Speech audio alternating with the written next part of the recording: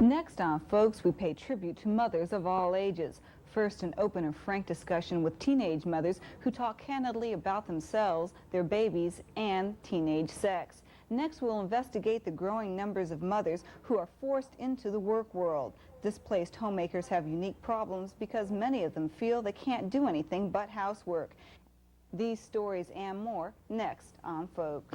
Everybody's just folks, just plain old folks. Everybody just people all over the world. Folks to live, folks got to give, folks got to care, ooh, folks got to share. Our world is small, so very small. What touches one of us, ooh, touches us all. To stay alive, just to survive, folks got to be in harmony. Everybody just folks, just plain old folks, just plain old folks. Everybody just folks, everybody just folks, just plain old folks, just plain old folks. Everybody just folks. Hello and welcome to Folks. Because our program tonight is devoted to mothers of all ages, we decided to bring our camera to a place which is familiar to just about all mothers. Our set tonight is a nursery and a hospital where most babies these days are brought shortly after they're born. This particular nursery is in Women's Hospital, Baton Rouge. Childbearing and motherhood are experiences too often taken for granted. The physical ability for a woman to have a child starts in puberty, but it is frowned upon in our modern society if a teenager gets pregnant. Teenage girls these days are caught in the middle of a grown-up argument. Should they be taught sex education in schools, or should their parents be responsible for answering all their questions about male-female relationships and the intimacies that could develop? The skyrocketing teenage pregnancy rate seems to indicate that while the grown-ups argue over who should teach their children about sex, the kids are teaching and learning about the subject all on their own. Our first story tonight takes us to the Margaret Haughery School in New Orleans. It's a special school for young mothers. For those of you who are sensitive about talking to your children about sex, you better sit down and pull your chair closer to the screen.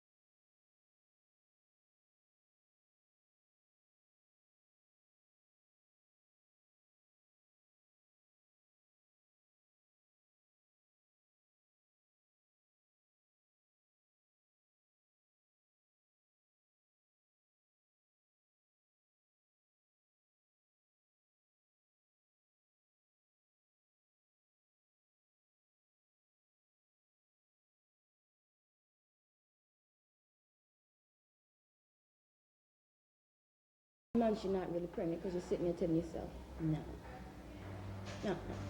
not me. For the whole 3 months. And I said, well, I'm going to get my abortion. But then I said, but no, I can't do that. I wouldn't be able to live with myself.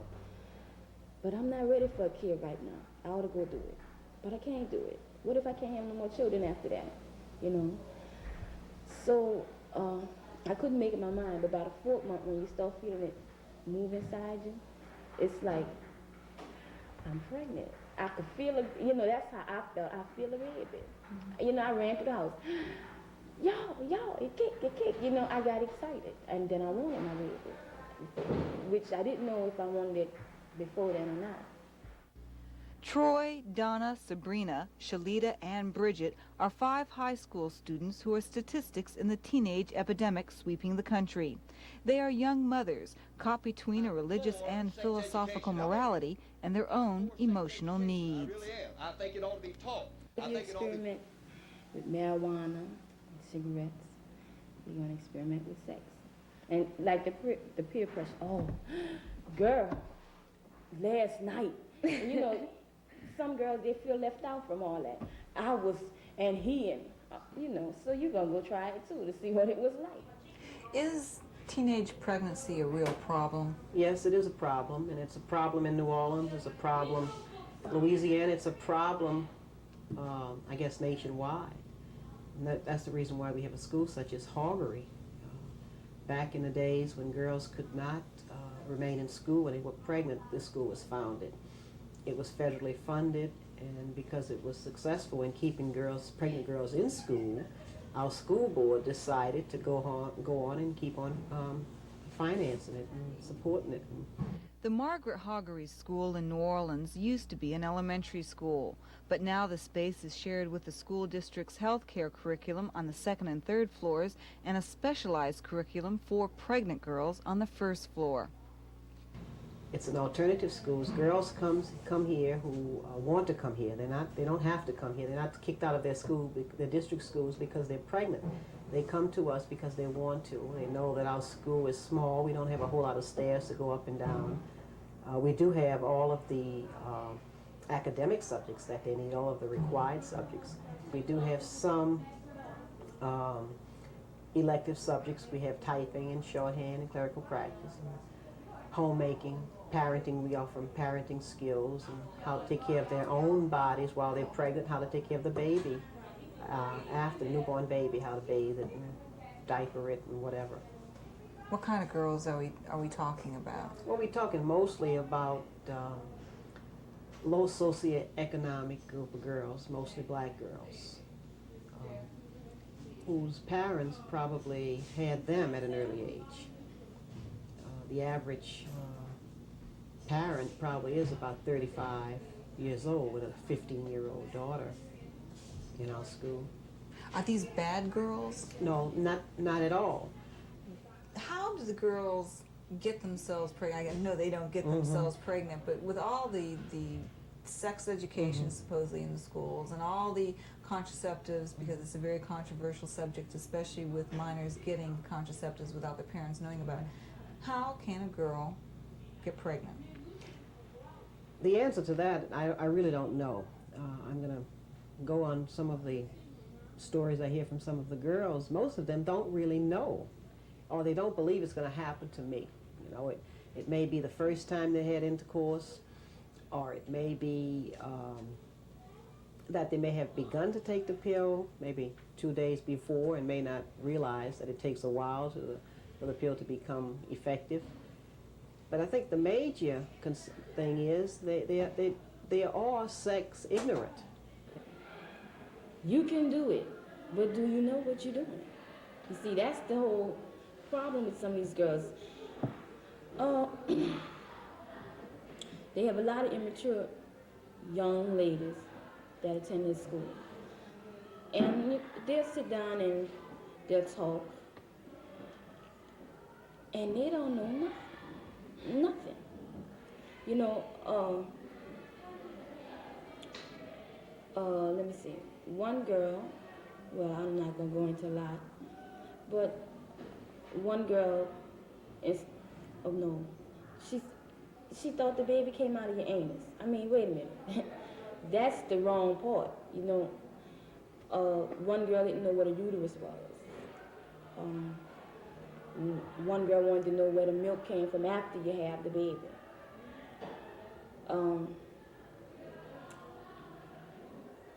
A lot of girls don't know all this stuff. They get pregnant not knowing anything, nothing about what they did. So they don't even know how they got pregnant. Right, nothing. And it's a shame.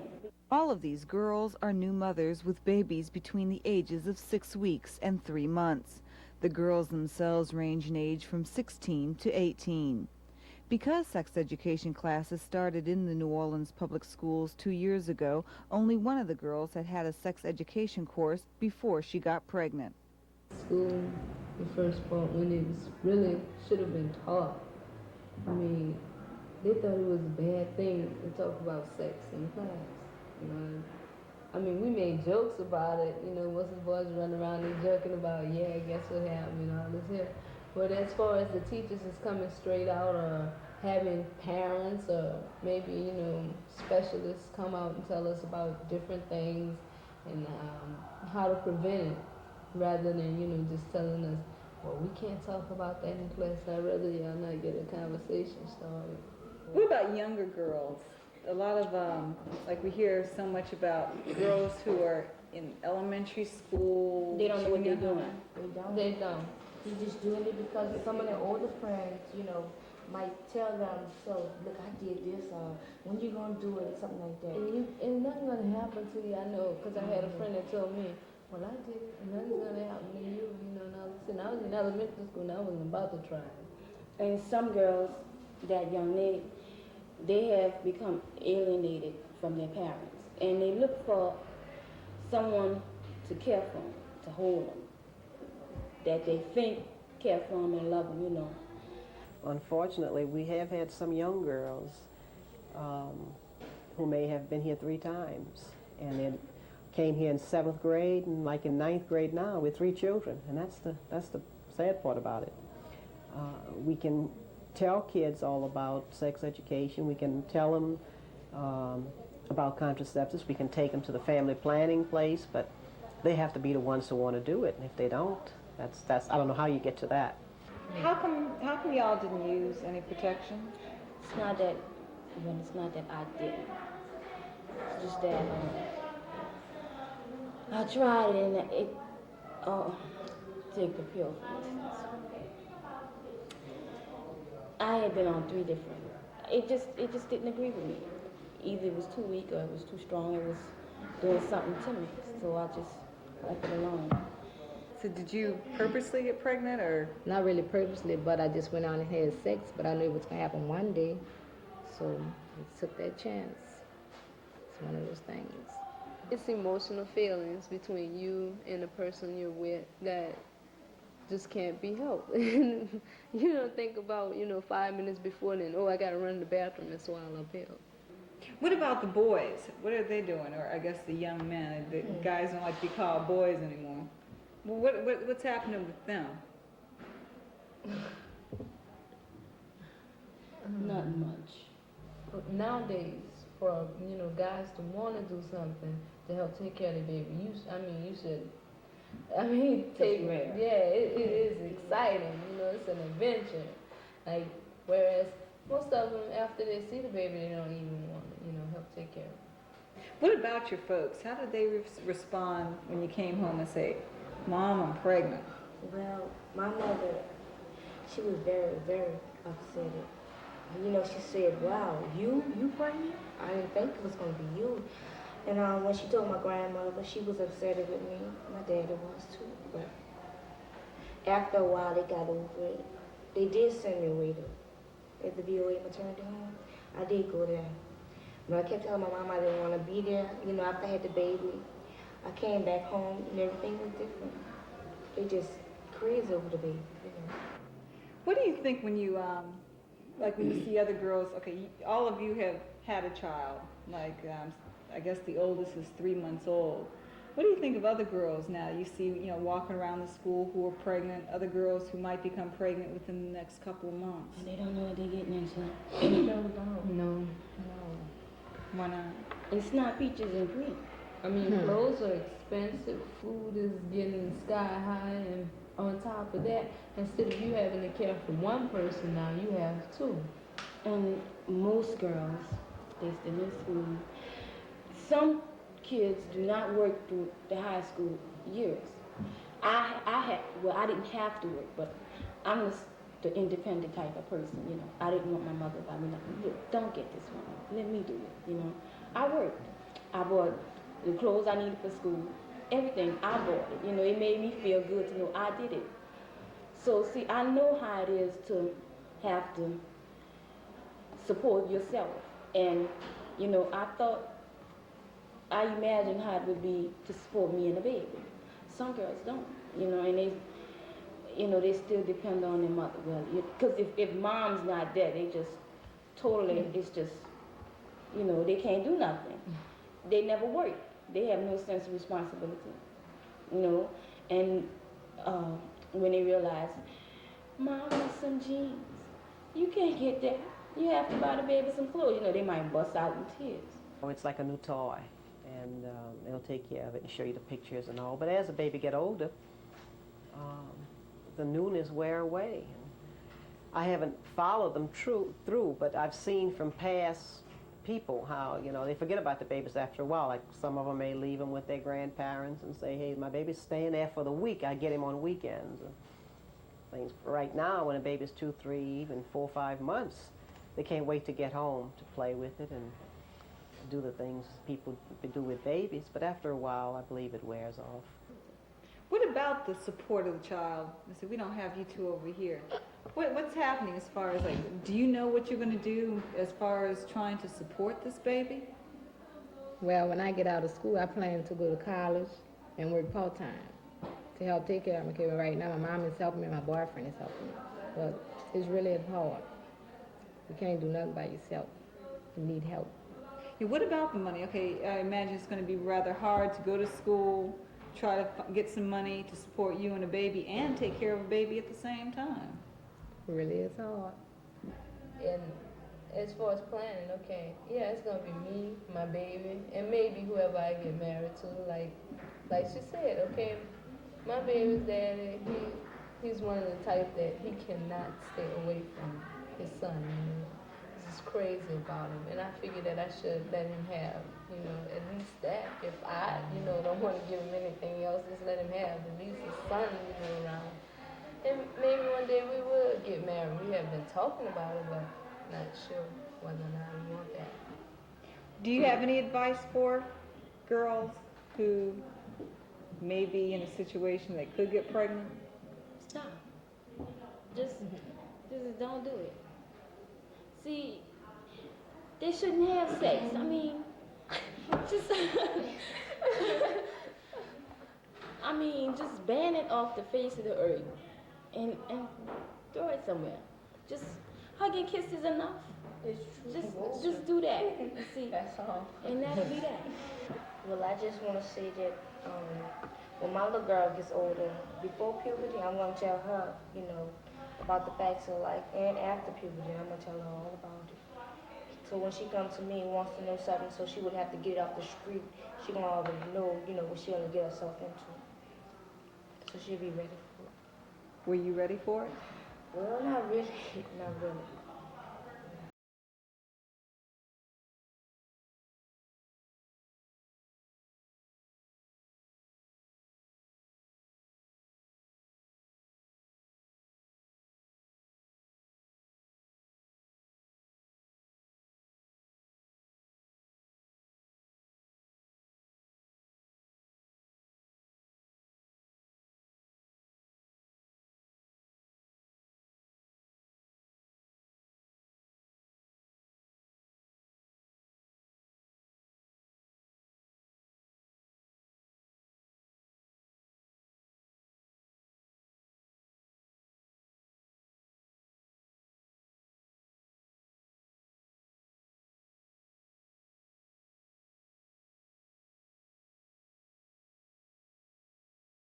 Age must make sacrifices.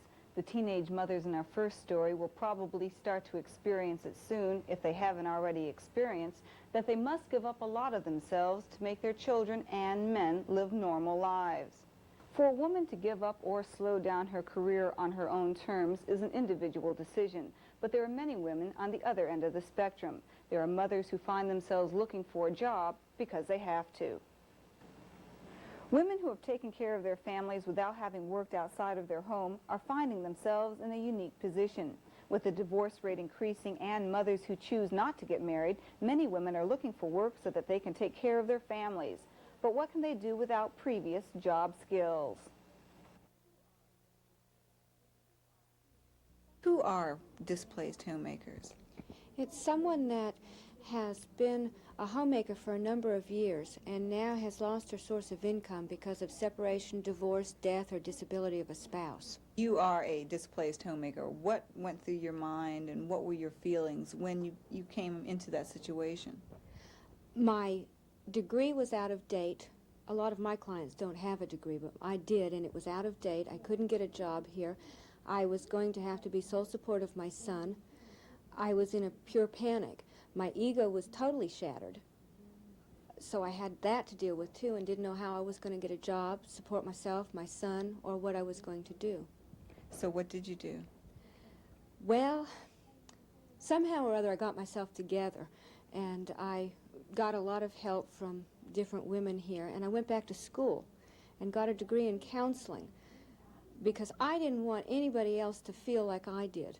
So I got a degree in counseling and worked towards becoming a help to other displaced homemakers so they wouldn't feel so disoriented.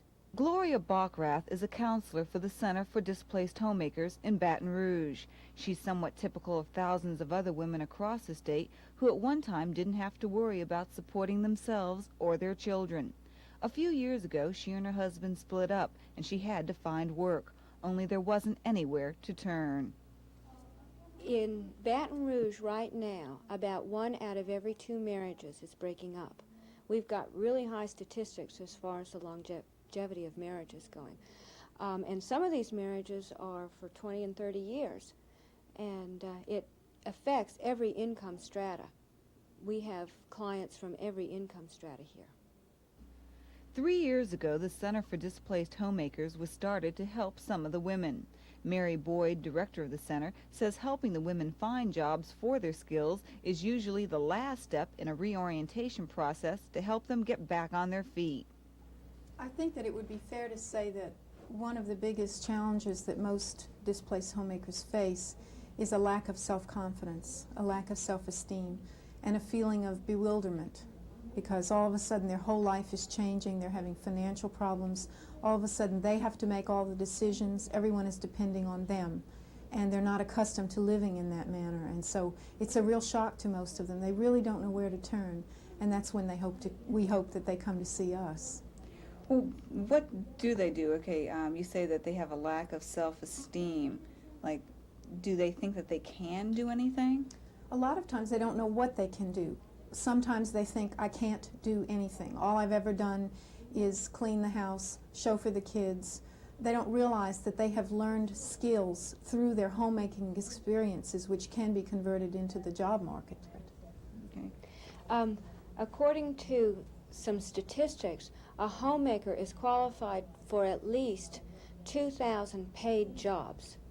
Just an average homemaker that has not done anything extraordinary or special. There are 2,000 paid jobs in the area that she could go out and get. And sometimes people will start at any job they can get. Stock clerk, cashier, receptionist, anything. But we try to encourage women to really look at their talents and see that they do have a lot, that they come to us and say, well, I can't do anything but work as a cashier. And they may be able to work as a cashier and fine at it, enjoy it, but there also may be other things that they're not looking at that they can do. And I'd like to find out some of the things about you that might help you. So could you tell me a little bit about, say, some of the volunteer work you may have been doing? Yes, while in the service, I volunteered at the hospital. I worked in the OBGYN clinic while my husband was in Vietnam in '67. We do have to reorient them, to teach them the language of the job market, and to show them that the things that they have been doing is work. We also like to remind them that raising a family is the hardest job in the world, and they've already done that. So anything else after that, they should be capable of. Well, what about statistics as far as, are these women actually finding jobs? You know, are there employers out there who are hiring these older women who didn't have supposedly any kind of job experience before? Yes, employers are hiring them. A lot of it is just for the woman to sell herself to the employer. But employers are beginning to recognize that they do want dependable, mature, hardworking individuals. And the displaced homemaker is a natural place to find that kind of woman. One such company is the Red Stick Linen and Custom Wearing Apparel Cleaning Service. If there's one thing you notice when you walk in the door, it's the women. According to the production supervisor, Bernie LeBlanc, most of the women who've started their careers with the company are there to stay. These women that work at Red Stick Linen Service are all family ladies. They've all got families. They're all a proud group of people, and they love their job. They're loyal people, and we are very proud of them also. I think they're wonderful. A lot of it depends on the individual and on the person's attitude and on how willing they are to make changes in their life. Because they have to accept what's happened to them. They have to face the situation that they're in. And once they do that, and once they start getting a grip on what's happening and where they want to go in life, then their chances are excellent. If you are a displaced homemaker and would like more information, contact the Center for Displaced Homemakers, 4724 Jamestown Avenue, Suite 1, Baton Rouge, Louisiana, 70808, or call area code 504-925-6922. We close our program tonight with more mothers, this time dancing. And even if you're not a mother, have a safe and happy Mother's Day. And we'll see you again next week. Good night.